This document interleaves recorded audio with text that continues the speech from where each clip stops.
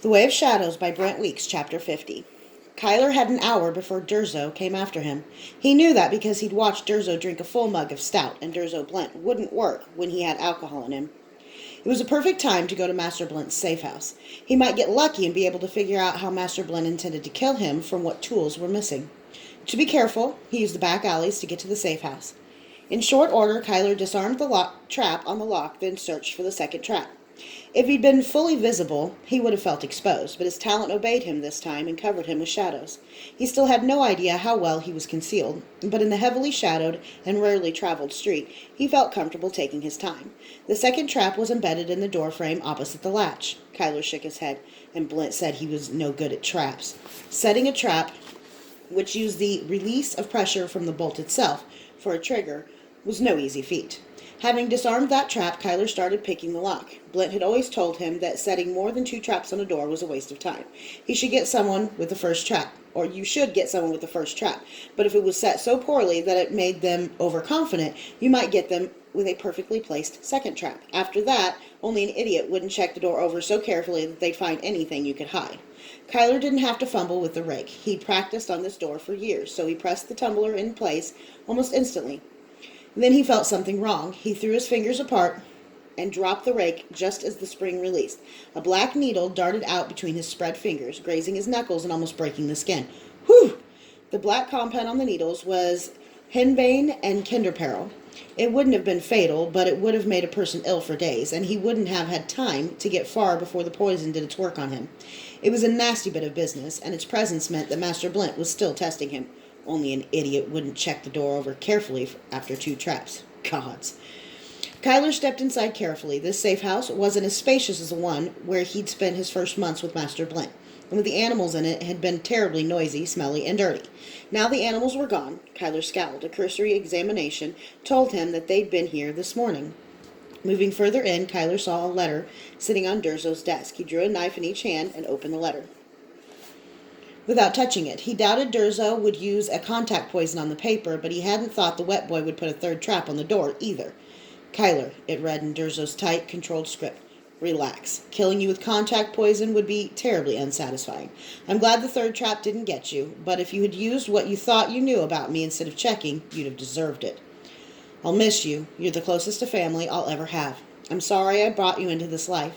Mama Kay and I did everything we could to make you a wet boy. I suppose it's to your credit that we failed. You mean more to me than I ever thought another person could. Kyler blinked back tears.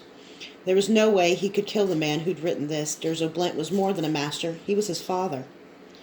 Tonight it ends, the letter continued. If you want to save your friend, you'd better find me. A. Thorne. A. Thorne? Well, Blint was certainly prickly enough to call himself a thorn, but he was also usually a good speller. And what did he mean about saving my friend? Did Durzo know where Elaine was? Why was he threatening her? Or was he talking about Jarl? The blood drained from Kyler's face. The animals were gone. Everything else Blint owned was still here, so he wasn't moving. The animals would look fine to a cook, and the taste tester who tried the foods wouldn't be affected for hours, long enough for the foods to be served at a dinner. Blint only drank after he finished a job. The animals were gone. All of them. There weren't many places that could take all of them. Oh, shit. Blint was poisoning the nobles at the midsummer's banquets. Elaine wouldn't be there, of course, neither would Jarl. Blint must have known something he didn't. It must mean that Logan would be there. Roth was attempting his coup. Tonight. Kyler felt dizzy. He threw a hand down on the table to steady himself and set the glass vials and beakers clinking against each other. His eyes raised to one he'd stared at for years. The asp poison was there. It was low. Blint had really meant the threats. For a while, after talking with him at the Eritayo, after seeing the letter, Kyler might have thought Blint wouldn't kill him, but he would. It was all professional for Blint. He'd crossed a line years ago when he'd let Vonda die, and there was no going back. It was classic Durzo Blint. He was giving Kyler a chance now, giving him enough information so that he would show up, enough motivation so he'd fight, but when it came to the fight, Blint would do everything in his power to win. He always had. Kyler's body knew what to do even though his mind was far away. He threaded cotton through the tiny holes on a tiny poisoner's knife and dripped asp venom on it. Logan didn't like rabbit, so Kyler prepared the antidotes for the poisons they fed to the pheasant and starlings and hoped that Logan didn't touch the pork. Alone, it would be fatal, but there was no antidote for it. If Logan got really sick, there was no way Kyler could carry him. He scoured his body without soap so as to have as little scent as possible. He strapped knives to his bare forearms and a tanto to one calf. Pulled on his trousers and tunic, both tight, mottled black, made of Ingandian cotton.